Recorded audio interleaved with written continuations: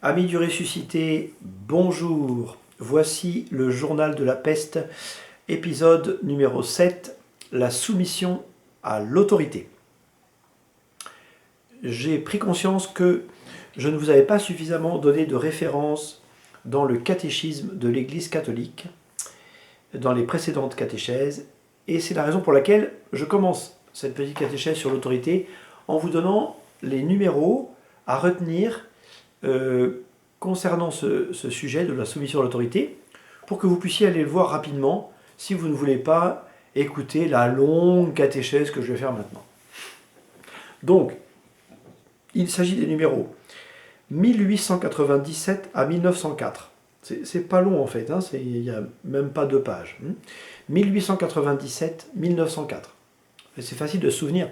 1897, c'est l'année de la mort de Sainte Thérèse de l'Enfant Jésus. Enfin, son entrée dans la vie. 30 septembre 1897. Et 1904, c'est un an avant 1905.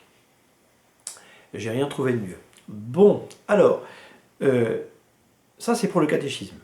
Je vous propose de faire un tout petit peu de latin. Vous allez voir comme c'est intéressant pour la question de l'autorité. Et puis, on va se balader un peu dans la Sainte Écriture. Voilà, on va essayer de découvrir en quoi se soumettre à l'autorité a un rapport avec la foi. Est-ce que la soumission à l'autorité, par exemple, la soumission aux lois, au président, au préfet, est-ce que cette soumission est simplement une soumission citoyenne, et puis à côté, on a notre vie chrétienne, ou est-ce qu'il y a un lien entre ma foi chrétienne et le fait de se soumettre à l'autorité civile, par exemple? Commençons par un tout petit peu de latin. 2 mots. Autorité et obéissance, qui sont évidemment très liés. Autorité, obéissance. Le mot autorité en français vient du mot latin auctoritas, qui lui-même vient de augere, qui est un terme agricole. Ah oui, les Romains, vous le savez peut-être, hein, étaient essentiellement des paysans et des soldats. Quelquefois les deux. Enfin, en tout cas, c'est les 2 grandes catégories qui existaient à l'époque. Et donc, beaucoup de vocabulaire qui nous paraît, à nous, moral, spirituel ou intellectuel, en fait, ça vient de la terre. Augere, en latin, ça veut dire faire pousser une plante, tout simplement. Et donc, celui qui a de l'auctoritas, de l'autorité, c'est celui qui fait grandir l'enfant. C'est ça le point de départ du mot auctoritas. Le père d'un enfant a autorité sur lui parce qu'il veut le faire grandir, il l'aime, et donc comme il va le faire grandir, eh bien, il le fait grandir d'abord comme une plante, en lui donnant à manger et à boire, et puis, non seulement il prend soin du corps qui pousse, mais en plus, eh bien, il prend soin de l'âme et il éduque son enfant. Bon. Donc l'autorité, c'est ce qui consiste à faire grandir l'enfant. Mais l'obéissance que l'enfant doit à son père ou à sa mère, eh bien, est aussi un autre mot très intéressant en latin. Ob audire, en latin, signifie écouter celui qui est en face de nous. Et donc, ça veut dire que l'enfant écoute son père et sa mère lui dire « fais ceci » et il le fait, ou « je t'interdis de faire cela ». Et du coup, naturellement, il ne le fait pas. Il obéit parce qu'il écoute son père et sa mère. Et il l'écoute d'autant plus volontiers qu'il sait que papa et maman l'aiment. Donc, ils ont de l'autorité naturelle sur lui parce qu'ils l'aiment et qu'ils le font grandir.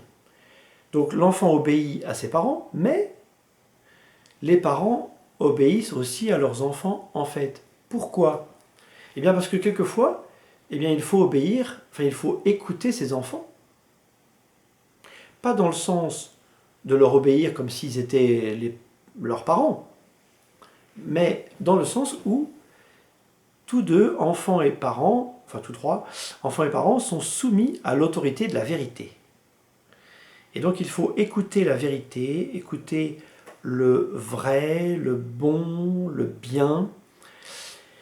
Et donc ceci passe par l'obéissance au supérieur, mais aussi l'obéissance aux subordonnés. Chez les scouts, on dit le scout est loyal à son pays, ses parents, ses chefs et ses subordonnés. Il y a une loyauté aux subordonnés qui est une obéissance même à celui qui est subordonné. En fait, l'obéissance n'est pas simplement le fait de celui qui est soumis et qui se sent rabaissé parce qu'il est obligé d'obéir à un supérieur. Tout le monde doit obéir en fait, parce que tout le monde doit écouter. Celui qui sait écouter est sage. Celui qui refuse d'écouter est insensé. Il faut que nous nous écoutions les uns les autres. Donc, l'autorité, c'est ce qui fait grandir, et l'obéissance, c'est ce qui fait que nous écoutons les autres.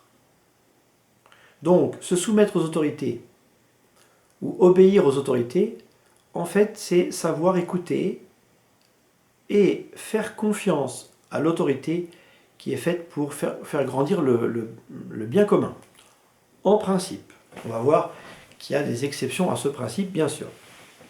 Donc, dans la Sainte Écriture, en ce qui concerne l'autorité, nous avons, on pourrait dire, 3 sources principales. Il est très souvent question de soumission à l'autorité dans l'Écriture, mais je choisis Jésus, Pierre et Paul. Bon, Jésus, vous comprenez pourquoi je le choisis. Vous savez qu'il dit à Pilate dans la Passion, « Tu n'aurais aucune autorité si tu ne l'avais reçue d'en haut. » Alors, en haut, attention, hein. En haut, ça ne signifie pas simplement César. Tu es Pilate, il est César. Si tu as l'autorité, c'est parce que César t'a donné une autorité. Jésus parle non seulement de César, mais aussi de Dieu. Il faut rendre à César ce qui est à César, et à Dieu ce qui est à Dieu, a dit le même Jésus. Donc, quand Jésus dit à Pilate, « Tu n'aurais aucune autorité si tu ne l'avais reçue d'en haut », il s'agit du Père, de Dieu. Mais Jésus n'a pas donné de précision, et c'est pourquoi Saint Pierre et Saint Paul ont donné des précisions.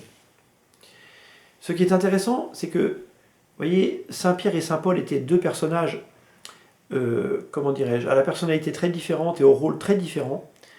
Leurs relations n'ont pas toujours été simples, et donc, dans une des disputes qu'ils ont eues, Galates chapitre 4 ou 5, eh bien, Saint Paul raconte que, comme c'était impossible de les faire travailler ensemble, eh bien, ils ont travaillé chacun de leur côté. Pierre s'est occupé des Juifs pour leur montrer que Jésus est le Messie, et Paul des païens, donc des non-juifs, pour leur montrer que Jésus est le Messie.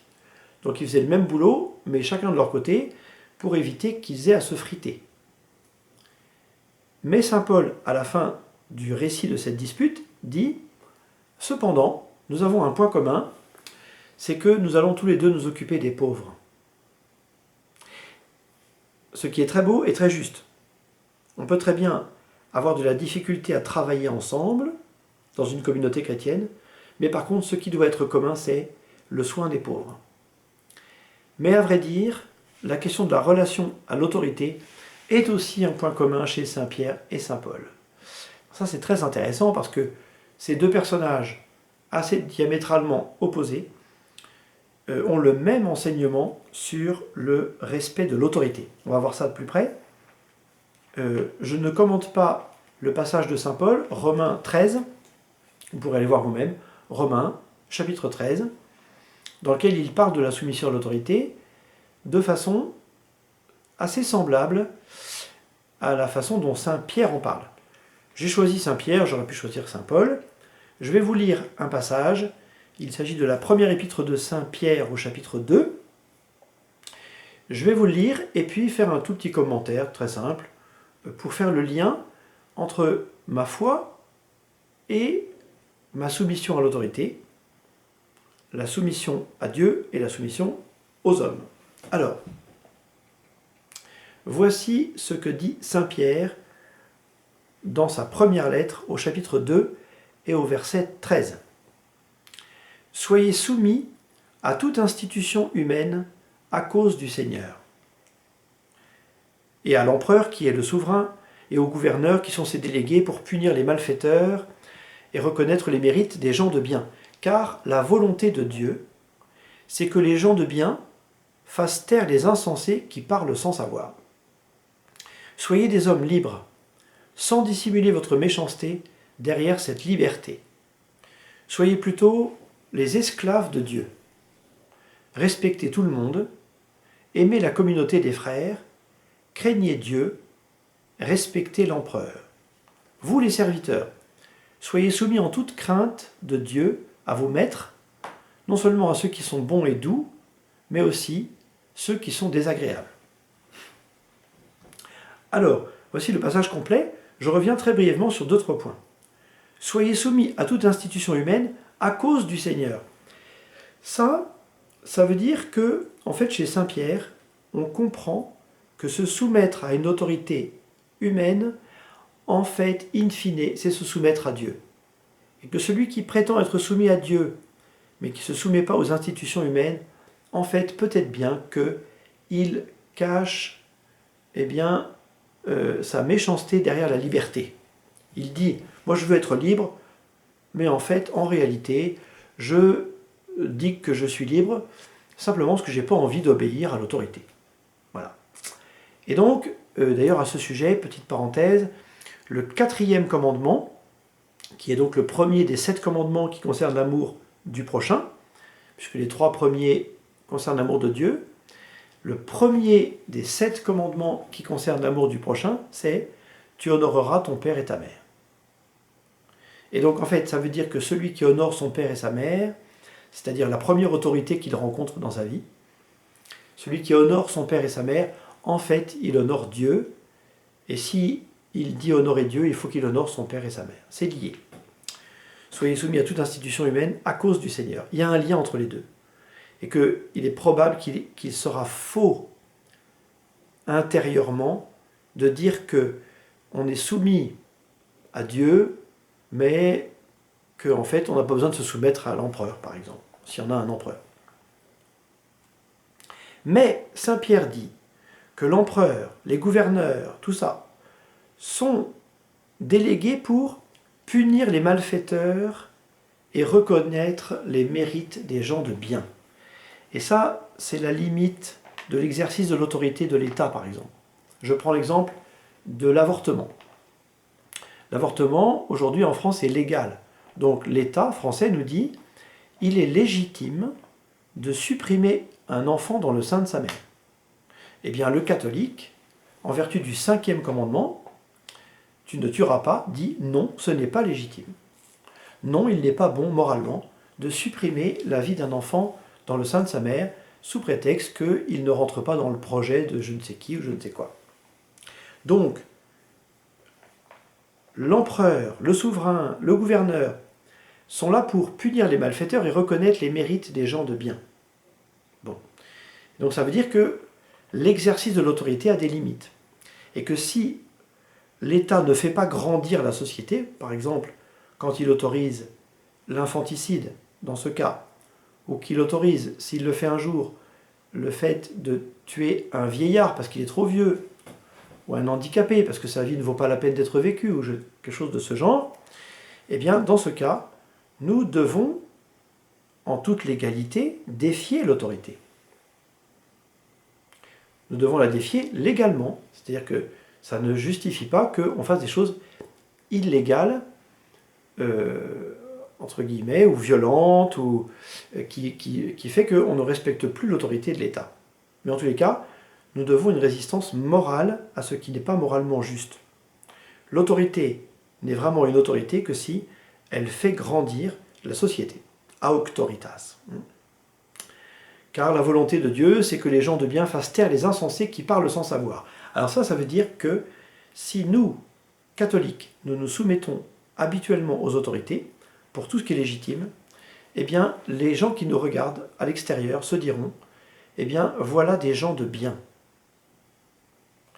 Le respect de l'autorité fait partie de l'évangélisation. Si nous sommes capables de nous soumettre aux autorités, nous évangélisons. Dans la mesure où ce que nous dit l'autorité de faire est juste, évidemment. Soyez des hommes libres, sans dissimuler votre méchanceté derrière cette liberté. Soyez plutôt les esclaves de Dieu. Bon. Je prends du coup un autre exemple sur le mauvais usage de la liberté. Imaginons par exemple, je prends un cas au hasard, qu'un curé, un jour, un dimanche, dans une prédication, dise à ses paroissiens depuis 1969, depuis la réforme liturgique, il vous est demandé de vous mettre, si votre santé vous le permet bien entendu, il vous est demandé de vous mettre à genoux au moment de la consécration, c'est-à-dire de l'épiclèse à l'anamnèse. Il est grand le mystère de la foi. Bon, imaginons que ce curé dise ça à ses paroissiens. Que va-t-il se passer dans la tête des paroissiens? Le curé de paroisse exerce une autorité morale qui consiste par exemple à enseigner aux fidèles qu'il faut se mettre à genoux à la consécration, pour avoir ensuite un juste rapport avec Dieu dans la considération de sa transcendance, de sa grandeur. Et c'est pour ça que le rite, en fait, consiste à se mettre à genoux à la consécration. Mais on peut très bien imaginer que des gens se disent « Ah ben non, ben moi je fais ce que je veux, si j'ai envie de me rester debout, je reste debout, tout ça, bon. » Eh bien, il faut que les paroissiens s'interrogent pour se dire « Mais est-ce que la liberté que j'invoque est une liberté juste ou simplement voilà, le fait que mon orgueil personnel consiste à dire eh ben, moi je fais ce que je veux. » Voilà. Et ce serait d'ailleurs étrange que les mêmes paroissiens disent d'un côté se soumettre à la loi par exemple d'un confinement, voilà, avec beaucoup de rigueur, et puis quand il y a une loi de l'Église qui disent oh bah moi vous comprenez, moi j'ai fait un raisonnement selon lequel c'est pas la peine de se mettre à genoux à la consécration. Alors vous voyez que le sujet est beaucoup moins grave que celui de, par exemple, de l'avortement, l'euthanasie, etc. Bien sûr, hein, mais la question c'est, est-ce qu'on écoute ou est-ce qu'on n'écoute pas? Et d'ailleurs, une fois que le curé en question, ce curé imaginaire, a édicté cette loi de l'Église, une fois qu'il l'a enseignée, qu'il a expliqué quel sens elle avait, bah après les gens font ce qu'ils veulent, c'est une autorité morale. Il n'y a pas une police ou une gendarmerie voilà, qui fait respecter la loi en question. Mais est-ce que c'est pour autant qu'il ne faut pas la respecter? En fait, toutes les soumissions à toute autorité sont liées les unes aux autres, en réalité. Que le sujet soit non grave ou plus grave d'un point de vue, par exemple, du respect de la vie, comme je le disais tout à l'heure. Et donc, vous voyez, soyez soumis en toute crainte de Dieu. Vous voyez, c'est relié à la crainte de Dieu. Soyez soumis en toute crainte de Dieu à vos maîtres, non seulement ceux qui sont bons et doux, comme la plupart d'entre nous, mais aussi ceux qui sont désagréables. Ça peut arriver qu'ils le soient. On fait ce qu'on peut. Alors voilà, il y a donc un rapport entre la soumission aux autorités, la soumission à Dieu dans la foi et dans l'amour, et la soumission à toute institution, quelle qu'elle soit.